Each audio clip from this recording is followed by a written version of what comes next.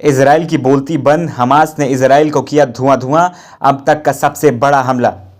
Gaza पट्टी से Hamas ने भरी हुंकार, एक साथ दागे इजराइल पर 5000 मिसाइल, इजराइल में मची भगदड़।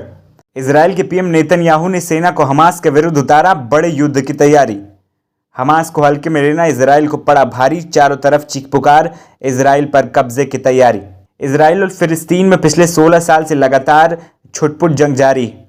इस बीच कई बार इजराइल पर ईरान समेत कई मुस्लिम देशों ने हमले की चेतावनी दी थी, लेकिन इजराइल खुद को सुपर पावर समझ रहा था और लगातार गाजा पट्टी पर हमले कर रहा था।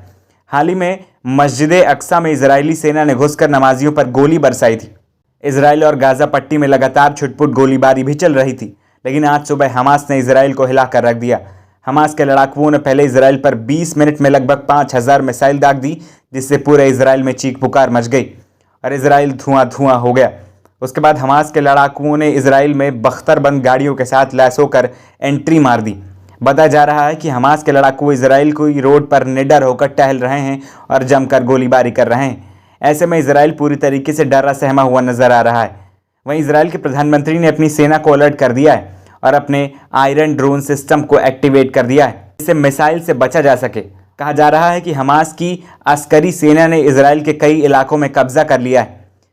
अस्करी सेना मस्जिद अक्सा को पूरी तरीके से अपने नियंत्रण में लेने के इरादे से मैदान में उतर चुकी है।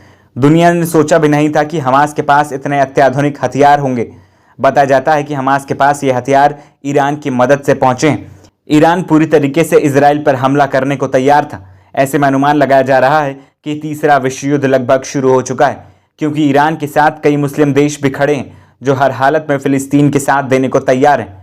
ऐसे में अगर फिलिस्तीन पर आँच आती है तो Iran, Iraq, Yemen, Syria, Pakistan, Qatar समेत कई देश फिलिस्तीन के साथ खड़े होंगे, जबकि सऊदी अरब भी इजराइल के साथ नहीं देगा। ऐसे में इजराइल, अमेरिका और नाटो देश होंगे, जबकि तुर्की भी फिलिस्तीन के साथ खड़ा है।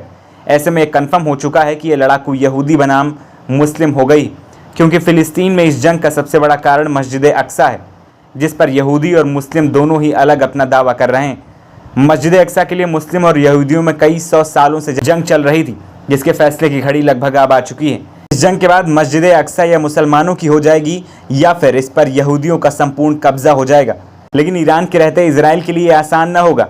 बताया जा रहा है कि अभी हमास की अस्करी सेना मैदान में उतरी, वहीं जैनब्यून कमांडर भी जल्द ही एक्टिव होने जा रहे हैं, जो बेहद खतरनाक है। जबकि इजराइल को ख़त्म करने के लिए हसन नसरुल्लाह लेबनान में पूरा खाका तैयार कर चुके हैं। बताया जाता है कि इजराइल को अगर किसी में हराने की ताकत है तो वो लेबनान है, जिसने कुछ साल पहले इजराइल से 28 दिन तक भारी जंग की थी, जिसमें इजराइल को बड़ी क्षति पहुंची थी। लगभग वो हार के करीब था, तभी अमेरिका ने बीच में आकर दोनों के बीच जंग रुकवा दी थी। बताया जाता है कि हसन नसरुल्लाह के रहते इजराइल का जीना मुश्किल है। ऐसे में ये सवाल लगातार उठ रहे हैं कि क्या हसन नसरुल्लाह की आर्मी इस बार इजराइल पर कब्जा जमा लेगी या अमेरिका इजराइल को बचाने का कोई नया रास्ता निकालेगा।